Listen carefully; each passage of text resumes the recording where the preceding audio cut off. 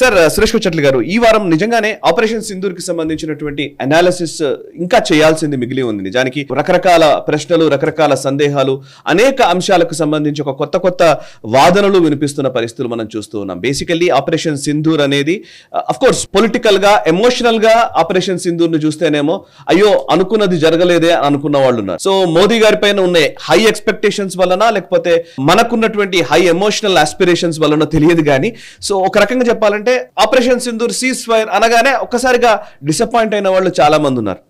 రెండు, ఇదే అదనుగా దీన్ని మొత్తం ఏదో మన డిఫెన్స్ ఫోర్సెస్ ఫెయిల్ అయిపోయాయి అన్న కోణంలోకి, లేదా మోదీ గవర్నమెంట్ అమెరికా ఒత్తిళ్లకు తలొగ్గింది అనే కోణంలోకి నెట్టేస్తున్న సంఘటనలు కూడా ఉన్నాయి. ఫర్ ఎగ్జాంపుల్ కాంగ్రెస్ పార్టీ వీళ్ళు విపరీతంగానే ప్రచారం చేస్తూ ఉన్నారు. సో ఒకసారి ఆపరేషన్ సింధూర్ పర్పస్ ఏంటి, లేదా ఆబ్జెక్టివ్ ఏంటి, అది మనం అచీవ్ అయ్యామా లేదా, ఎంత చెప్పినా కూడా మళ్ళీ దాని గురించి ఎందుకు చర్చ జరుగుతోంది? సాయి గారు, ఫస్ట్ ఆఫ్ ఆల్ ఒక ఫుట్బాల్ గేమ్ ఆడుతున్నప్పుడు దానికి ఒక స్టార్ట్ టైం, ఎండ్ టైం ఉంటుంది. 90 నిమిషాలు. ఎవరైనా 3 రోజులు ఫుట్బాల్ మ్యాచ్ ఆడారా? ఆడలేరు. వాళ్ళ ఎనర్జీ పోతుంది. 3 రోజులు ఎందుకు, మీరు ఎక్స్ట్రా టైం ఆడగానే చూడండి, వాళ్ళ ఎనర్జీ మొత్తం డౌన్ అయిపోతుంది. ఏ యుద్ధానికైనా స్టార్ట్ టైం, ఎండ్ టైం ఉండాల్సింది. మీరు ఫస్ట్ వరల్డ్ వార్ చూడండి, సెకండ్ వరల్డ్ వార్ చూడండి, తర్వాత జరిగిన యుద్ధాలు చూడండి, including guerrilla attacks like what happen వియట్నాంలో జరిగిన దాన్ని చూడండి, ఆఫ్ఘనిస్తాన్ చూడండి. ఎక్కడైనా కానీ ఒక ఎండ్ గేమ్ ఉంటుంది. సోవియట్స్ పారిపోయారు ఆఫ్ఘనిస్తాన్, దాని తర్వాత నేటో వచ్చారు, అమెరికన్స్ వచ్చారు, వాళ్ళు పారిపోయారు ఒకరు. ఈ పారిపోవడం అనేది ఒక టైం పెట్టుకున్నారు వాళ్ళు, cut off. Biden took the call. Trump అంటున్నాడు it was ridiculous to Russia వేట్లాండ్. కానీ ఇరాక్ వార్ చూడండి, ఎక్కడ ఎండ్ చేయాల్సి తెలిసిపోయింది. లిబియన్ వార్ చూడండి, సిరియా చూడండి. మీరు కొట్టుకుంటే పోతే దానికి ఒక ఎండ్ ఉండదు. దాని గుడ్ ఎగ్జాంపుల్ సాయి గారు, దాని యుక్రెయిన్ రష్యా వార్. ఇప్పుడు ఎందుకు ఆపట్లేదు? ఇప్పుడు చూడండి, జెలెన్స్కీ పుటిన్ కోసం వెయిట్ చేశారంటే పుటిన్ రాలేదు. ఎందుకంటే దానికి ఎండ్ లేదు. ఈగో ప్రాబ్లం అన్న ఇద్దరికి. ఎందుకంటే ఎవరైనా ఇప్పుడు మీరు చెప్పినట్లు మోదీ గారు సీజ్ ఫైర్ అని చెప్పగానే మోదీ గారు ఓడిపోయారా? అది కాదు. దానికి మనకు ఒక లిమిటెడ్ ఆబ్జెక్టివ్ ఉంది. అది ఫస్ట్ మన ప్రేక్షకులు అర్థం చేసుకోవాలి. మన ప్రేక్షకులు అని కాదు, అందరూ అర్థం చేసుకోవాలి. మన టాక్టిక్ ఏముండే సాయి గారు స్టార్టింగ్లో? ఇది లిమిటెడ్ ఆబ్జెక్టివ్. టెర్రరిస్ట్ క్యాంప్ని కొట్టడం మన స్ట్రాటజీ ఉండే. చేసామా లేదా? చేసాం. అన్ని టెర్రరిస్ట్ క్యాంపులు కొట్టాను, కొట్టలేదు. ఎందుకంటే చాలా దాంట్లో ఖాళీ చేసి వెళ్ళిపోయారు వాళ్ళు. దాని తర్వాత మనం అన్నాం, స్పెషలీ ప్రెస్ కాన్ఫరెన్స్లో దాని తర్వాత మిస్రీ గారు, colonel Qureshi and wing commander Vamika Singh ఏం చెప్పారంటే, this is a limited non escalatory. అంటే మేము దీనికన్నా పైకి తీసుకెళ్ళట్లేదు, ఇక్కడే ఆపేస్తున్నా, అయిపోయింది గేమ్ అని. కానీ పాకిస్తాన్ మళ్ళీ మమ్మల్ని కొడితే మేము వాళ్ళు రిటర్న్ కొడతాం. దీనికన్నా ముందు కూడా మాట్లాడి చెప్పాను సాయి గారు, మనం వాళ్ళు టెర్రరిస్ట్ క్యాంప్ని కొట్టాం. వాళ్ళు ఏం చేయాలంటే మన టెర్రరిస్ట్ క్యాంప్ని కొట్టాలి, కానీ మన దగ్గర టెర్రరిస్ట్ క్యాంపులు లేవు. అంతే. వాళ్ళు ఏం చేశారు? మన మిలిటరీ ఇన్స్టాలేషన్ మీద దాడి చేశారు, మన ఎయిర్ ఫోర్స్ ఫీల్డ్స్ మీద దాడి చేశారు, సివిలియన్స్ మీద దాడి చేశారు. సివిలియన్స్ మన దగ్గర ఎక్కువ చనిపోయింది. 25 మంది దాకా చనిపోయింది సివిలియన్స్. 5గురే మన ఆర్మ్ ఫోర్సెస్లో మార్టర్స్ అయ్యారన్నమాట. ఎందుకు ఎక్కడ ఆపాల్సింది వచ్చిందంటే అక్కడ ఆపాం మనం గేమ్. ఏం చేసాం? స్టాప్ బటన్ ప్రెస్ చేయలేదు, పాస్ చేశాం. ఎందుకు జరిగింది, ఎక్కడ జరిగింది? ఇప్పుడు ట్రంప్ అంటున్నారు నేనేం చేయలేదు, ఒట్టి అని చెప్పాను, అట్లా ట్రై చేస్తున్నాను అని చెప్పి. ఆయనకి ఏం కావాలంటే ఒక నోబెల్ పీస్ ప్రైజ్ కావాలి ట్రంప్కి. యాక్చువల్లీ ఆయన ఎప్పుడు క్రెడిట్ కోసమే ఆయన మాట్లాడుతుంటారు. ఎక్కడైనా సరే తక్కువని మాట్లాడడం ఆయన క్లియర్గా చెప్పారు కదా, I don't want to say I did it but I'm sure it helped అంటే ఆయన ఏదో డ్రీమ్లో ఆలోచించుకుంటున్నారు. సరే, మన ప్రాక్టికల్ పర్పస్ ఆలోచిద్దాం. మన టెర్రరిస్ట్ కొట్టామా, అయిపోయింది. నెక్స్ట్ మన మీద దాడి చేశారు, మనం ఏం చేసాం? అన్ని డిఫ్లెక్ట్ చేసాం, ఇంక్లూడింగ్ వాళ్ళ ఫతా మిసైల్ కొట్టుపడేసినాం సిర్సా దగ్గర.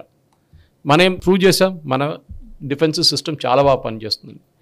దానికన్నా ముందు మన ఆఫెన్సివ్ సిస్టమ్ చాలా బాగా పనిచేస్తుంది. వాళ్ళ దగ్గర వెళ్ళి మిసైల్ పడ్డది. దెన్ మన మీద దాడి చేసినప్పుడు మనం ఏం చేసాం? నెక్స్ట్ మనం కొట్టింది చాలా పెద్ద దెబ్బ. అక్కడే వీళ్ళకి సీజ్ ఫైర్ కావాలని పరిగెత్తుకుంటూ వచ్చారు. మనకు చాలా క్లియర్గా టైం లైన్స్ చెప్పారు. దాని తర్వాత 3 గంటల 5 నిమిషాలకు పాకిస్తాన్ డీజీఎంఓ ఫోన్ చేశారు. ఫోన్ చేసి మాకు సీజ్ ఫైర్ కావాలని అడిగారు. మనం ఫోన్ చేయలేదు వాళ్ళకి. రాహుల్ గాంధీ లాంటి వాళ్ళు, మిగతా వాళ్ళు అడుగుతున్నా ఏంటంటే మాకు డిస్కషన్ కావాలి దీని గురించి అంటే. ఇట్లాంటి సీరియస్ నేషనల్ సెక్యూరిటీ మ్యాటర్స్ ఎప్పుడు పార్లమెంట్లో డిస్కస్ చేయకూడదు. I admire Sharad Pawar for that. Sharad Pawar గారు చెప్పారు పార్లమెంట్ సెషన్ అంతా బాగానే ఉంది కానీ ఇట్లాంటి మ్యాటర్స్ పార్లమెంట్లో డిస్కస్ చేయకూడదు. ప్రాబ్లమ్ ఇస్ రాహుల్ గాంధీకి మెచ్యూరిటీ లేదు. ఆయనకి ఇప్పుడు ఏమై ప్రాబ్లం అంటే మోదీ గారికి క్రెడిట్ వస్తుంది కదా, మోదీ గారికి క్రెడిట్ ఎట్లా ఇస్తారు? మోదీ గారిని ప్రశ్నించాలి, ఇంటెలిజెన్స్ ఫెయిలియర్ అని చెప్పాలి, అది చెప్పాలి, ఇది చెప్పాలని చేస్తున్నారు వీళ్ళు.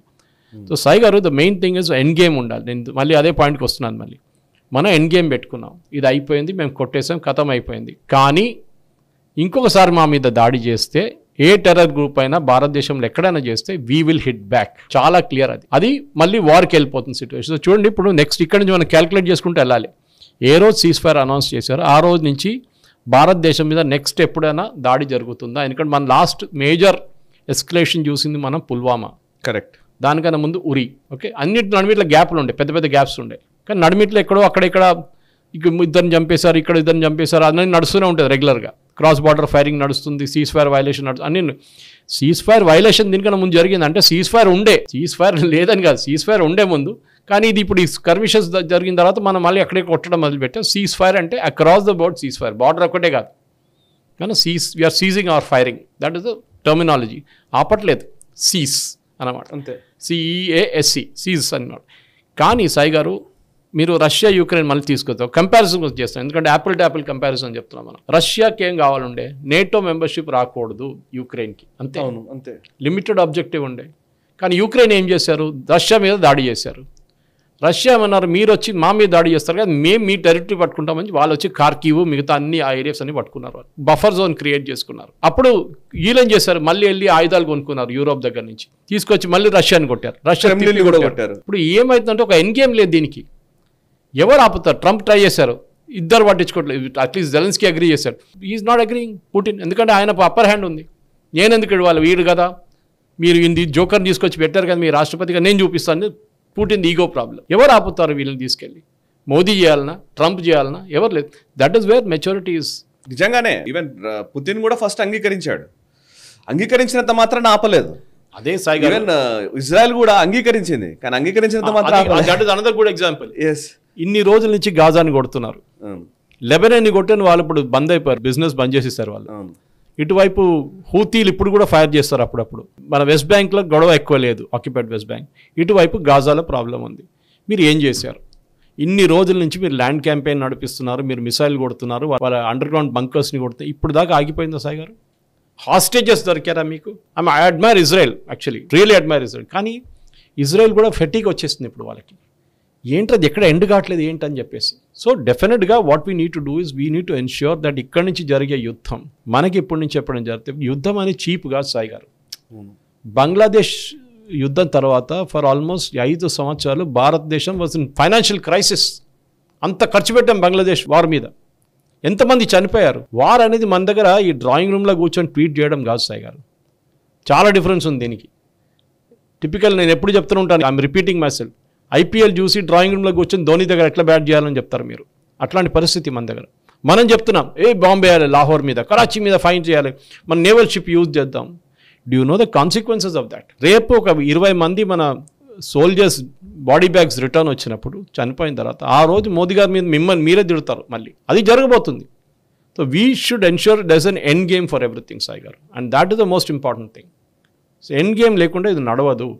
And that is what we did. I think most sensible thing Modi గారు చేసింది. ఈ వీడియో మీకు నచ్చినట్టయితే లైక్ చేయండి, 10 మందికి షేర్ చేయండి. అలాగే కామెంట్ల రూపంలో మీ అభిప్రాయాలను మాతో పంచుకోండి. Nationalist hub group of channels ను సబ్స్క్రైబ్ చేసుకుని తెలుగునాట జాతీయవాద జర్నలిజాన్ని ప్రోత్సహించండి. ఈ వీడియో కింద ఉన్న బెల్ ఐకాన్ పై క్లిక్ చేయడం మర్చిపోవద్దు.